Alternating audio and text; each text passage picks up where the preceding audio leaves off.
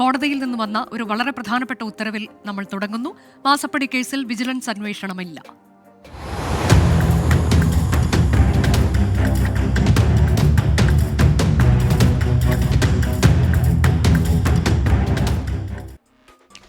മുഖ്യമന്ത്രി പിണറായി വിജയന്റെ മകൾ വീണ വിജയന്റെ കമ്പനി ഉൾപ്പെട്ട മാസപ്പടി കേസിൽ വിജിലൻസ് അന്വേഷണമില്ല. അന്വേഷണ ഉത്തരവ് നൽകാൻ മതിയായ തെളിവില്ലെന്ന് ചൂണ്ടിക്കാട്ടിയാണ് പുനഃപരിശോധനാ ഹർജികൾ ഹൈക്കോടതി തള്ളിയത്.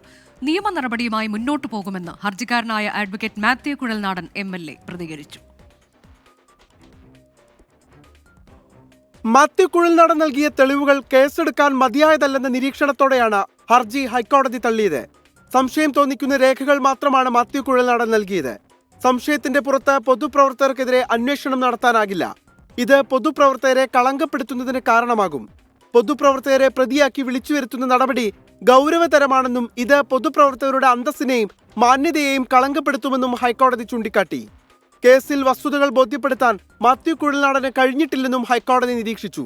അഴിമതി നടന്നുവെന്ന് സംശയിക്കുന്ന സാഹചര്യങ്ങളാണ് കോടതിക്ക് മുമ്പിൽ ഇപ്പോൾ ഈ പെറ്റീഷനിൽ നിന്നും ഈ മെറ്റീരിയൽസിൽ നിന്നും കാണാൻ കഴിയുന്നത്.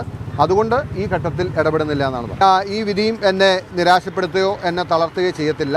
വിധി കൂടുതൽ വിശദമായി പഠിച്ചതിന് ശേഷം സഹപ്രവർത്തകരുമായി കൂടിയാലോചിച്ചും ഉചിതമായ നടപടി സ്വീകരിക്കും. ഹൈക്കോടതി ഉത്തരവ് സംബന്ധിച്ച ചോദ്യത്തിന് മന്ത്രി PA മുഹമ്മദ് റിയാസിന്റെ മറുപടി ഇങ്ങനെ: എല്ലാവർക്കും പെരുന്നാൾ ആശംസകൾ, വിഷു വരുന്നുണ്ട്, വിഷു ആശംസകൾ.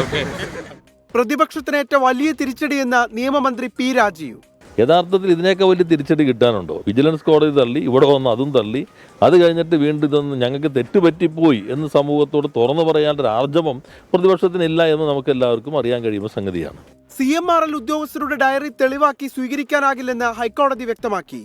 മാസപ്പടി വിവരങ്ങൾ തെളിവായി സ്വീകരിക്കാൻ കഴിയില്ലെന്നും പ്രഥമ ദൃഷ്ട്യാ തെളിവല്ലാത്ത രേഖകൾ കോടതിക്ക് കേസെടുക്കാനുള്ള തെളിവായി സ്വീകരിക്കാനാകില്ലെന്നും കോടതി ചൂണ്ടിക്കാട്ടി.